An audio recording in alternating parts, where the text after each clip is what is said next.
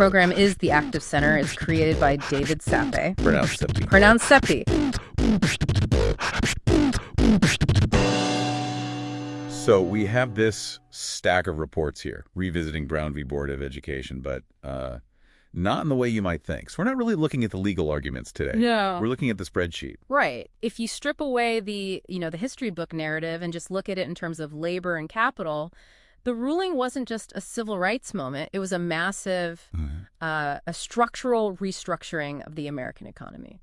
And the sources use this one phrase that really jumped out at me, a disruptive consolidation. That's a term you hear in, like, corporate mergers. Exactly. What did that actually mean for people on the ground back in 1954? Well, it means there were winners and losers. We tend to gloss over the immediate aftermath, but the data shows that integration, as it was called, really meant the liquidation of Black professional capital. Liquidation. So when the schools merged, they didn't just blend the staff. No, not at all. The white-led school boards, well, they protected their own. It wasn't a merger of equals. An acquisition. A hostile one, you could argue. We're talking thousands of Black teachers and principals. I mean, these were the absolute pillars of the Black middle class. They lost their jobs seemingly overnight. So you don't just lose the school. You lose the whole community hub, the incubator for leadership. That's a kind of economic trauma that takes a generation to reset. But the reports pivot pretty hard from there.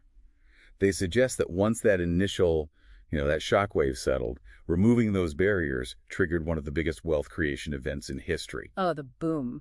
It's undeniable. If you look just at the elite level, the U.S. now has more Black millionaires and billionaires than any other single nation. More than the entire continent of Africa, the source says. That's right. And they list the heavy hitters. Robert F. Smith at, $10.8 billion in tech equity. Michael Jordan at $3.5 billion. Oprah at $3.0 billion. But is that just a 1% effect?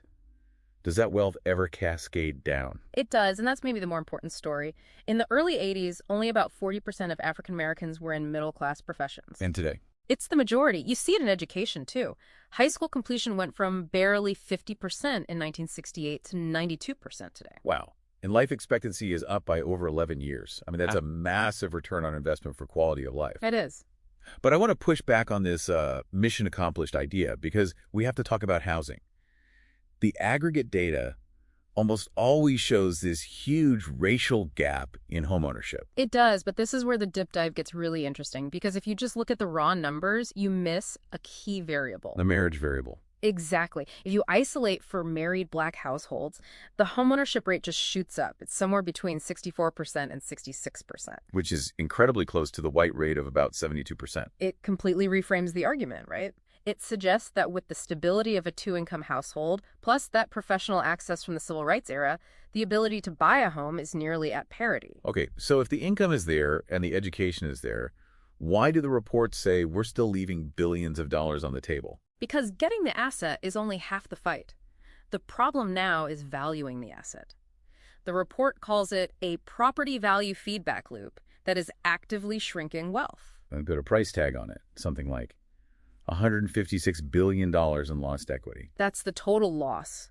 Per home, we're talking about an undervaluation of around $48,000 for a house in a majority Black neighborhood compared to an identical one somewhere else. So is this just, bias from an appraiser walking in the door? It's more systemic. The term the report uses is external obsolescence. So basically, algorithms drive up insurance premiums, sometimes 20, even 50% higher based on perceived neighborhood risks. So the cost to operate the house is higher, which in turn pushes the market value down. Precisely. It's like an invisible tax. You can have the same job, same house, same mortgage as someone a few zip codes over, but your asset just appreciates slower because the system sees your neighborhood as a higher risk. Which brings us to the bottom line. The sources here argue fixing this isn't just about fairness. No, it's about GDP. The whole argument is that closing this valuation gap and fully utilizing the labor force would add trillions to the U.S. economy. Equality is a strategic investment, not a charity cost. That's the whole takeaway. It really leaves you with something to chew on. We often think the gift of time will heal these economic wounds. But this report suggests time doesn't fix an algorithm or an insurance model. You need specific tools for that. Thanks for joining us.